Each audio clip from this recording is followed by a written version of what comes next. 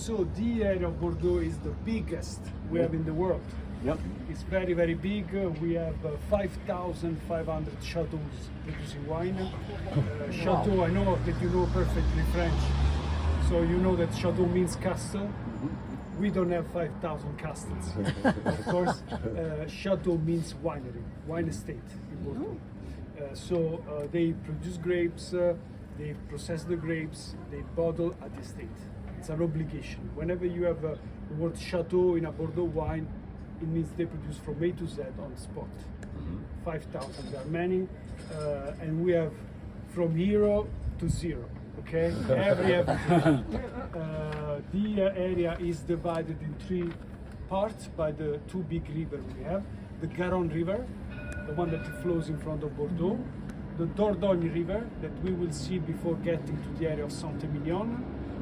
So we have the left bank, the right bank, what are going to say, and all the part in the middle, it's called Entre deux Mers. So between the two rivers. Yes. Normally the massive production of wine of Bordeaux, it comes from here, but the big red wines, they are left bank, right bank. But the two sides, they are different because they have a different geological history. So the river of Bordeaux has shaped this area, eroded the left bank. So now on the ground you have mostly sand and pebbles. Cabernet Sauvignon prefers that kind of soil because it's a dry soil. Like when you go to the beach, you know, you pour water, goes down, disappear. Cab Sauv doesn't like to have the feet in the water. Today we go to the right bank. Saint-Emilion is the area with the limestone. This rock, hills of limestone, and they are perfect for Merlot. So the king today it would be Merlot grape. We have only in the village of Saint-Emilion 800 wineries. So yeah, myself I haven't tasted all or visited all of them. Just they are family owned, most of them, so very small, very authentic spirit from the area.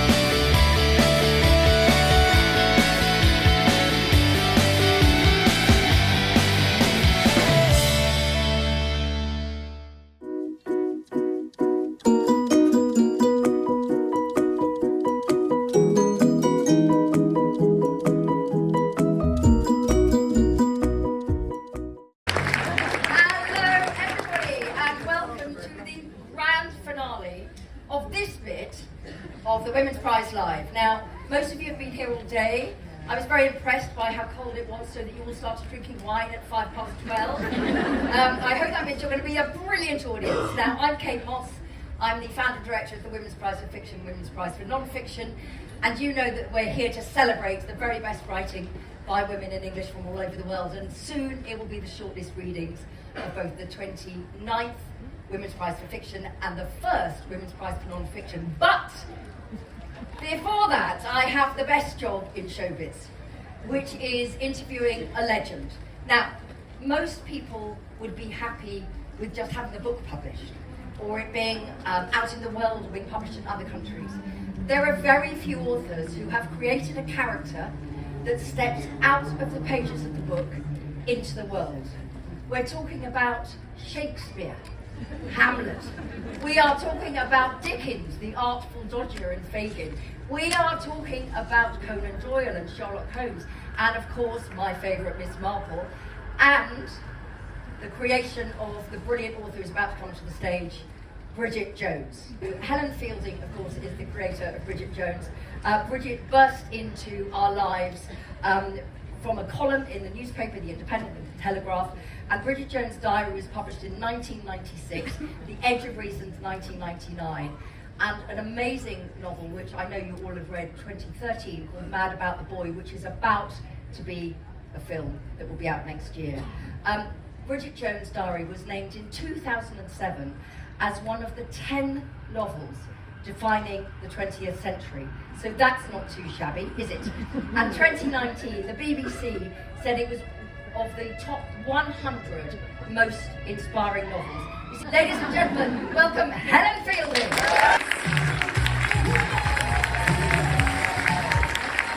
It is a great honour to be asked to do this, because this is such a great, I think it's the only prize in the world which is a fiction prize just for women. So I'm not really a literary author, so I feel very honoured. Rubbish! No, you are, you're brilliant. Yeah. But with the start of Bridget, it was a complete accident.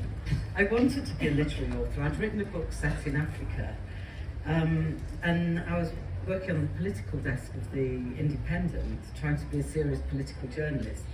And it was a time when they were having lots of columns about single women in their 30s drinking and having sex, God forbid. And they asked me to write a column as myself, and I said, well, no, that's ironically enough hopelessly exposing and embarrassing. So I made a character up, and I didn't tell anyone, even my closest friends, that it was me, because I thought they'd just think it was really stupid. So I was really doing it to get the 350 quid a week to pay. That worked out pretty well in the end, didn't it? But then when people started to sort of say they were reading it and praise it, then being quite shallow, I said, it's me, it's me. And then it sort of quite slowly really went from there. But I think that there was something about the fact that I didn't think anyone was going to read it that freed me up to be much more honest about what was actually going on for women in their 30s.